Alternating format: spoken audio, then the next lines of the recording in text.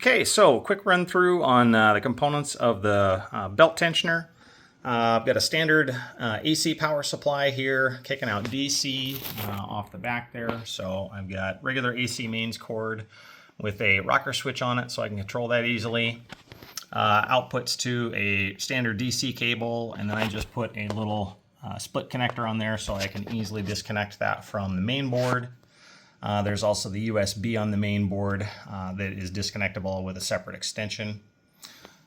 We have the guts there is a Nano V3 mounted on a terminal block so that you can easily just screw in various wires. In this case, there's only 3 wires connected, 2 signal wires for the servos, and then just 1 negative ground wire. Terminal block kind of hiding in behind that switch there is just pulling the power from the power supply into there to drive the 2 servo motors. Those are 2 150 kg per centimeter torque servos, normally used for 1/5 scale RC cars. Got those mounted with some M6 screws to some 3D printed mounts I designed that hold that with their M5 screws. 3D printed and designed a pulley there for the belt. It's got a couple of adjustable positions there to play with pull ratios. The belt itself is secured with a couple of M3 screws and some nuts on the back side you can see there with some reinforcement in there. So plenty strong, doesn't seem to flex at all, which you'll see here in a little bit. But basically that's the brains of it all, running back to that. So we'll get that connected and move on to the next step. Okay, so we got the power supply and everything all tucked in underneath, plugged in, and so from there we follow the belt line up. That's just standard 1-inch nylon. I've got a couple of quick release buckles here so that I can separate those if I want. On top, we've got a couple of 3D printed rollers that I got off of the Bamboo Labs. They don't quite fit, you'll see here in a second, but essentially they are just ball bearing mounted rollers that allow the belt to roll back and forth really easily there. Through the front, you can see the little metal I had to do to space that out because the stock ones that I found were too short for the opening I had.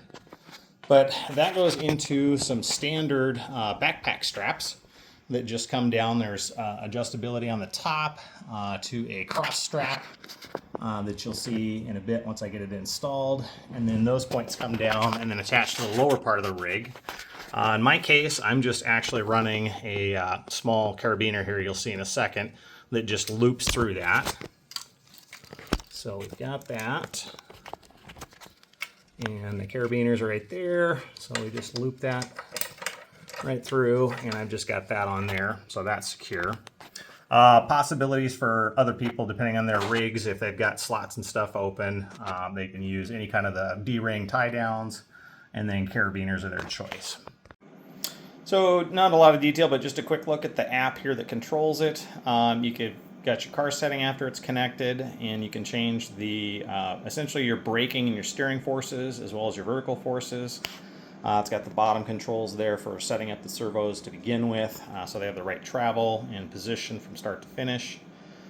So pretty basic, but we'll probably cover that at another date, but that's just what's running it separately, not through SimHub at this point.